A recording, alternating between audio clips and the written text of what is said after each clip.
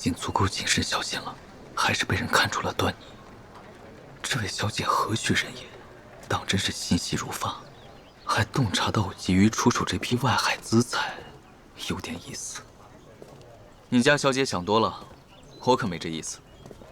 即使我有祸出，大家素昧平生，我又如何能相信于她？前辈，您再考虑考虑吧，我们小姐很有诚意的啊。这位前辈，怎的在此与我门内弟子拉拉扯扯？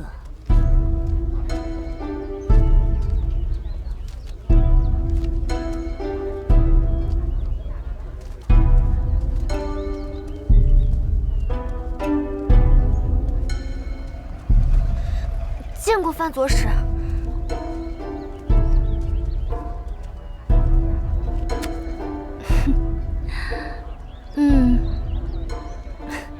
前辈有礼了，妾身范静梅。我这失职年幼无礼，还望前辈海涵。这位小姑娘算是旧识，还请道友莫要为难于她。若无其他事，就此别过了。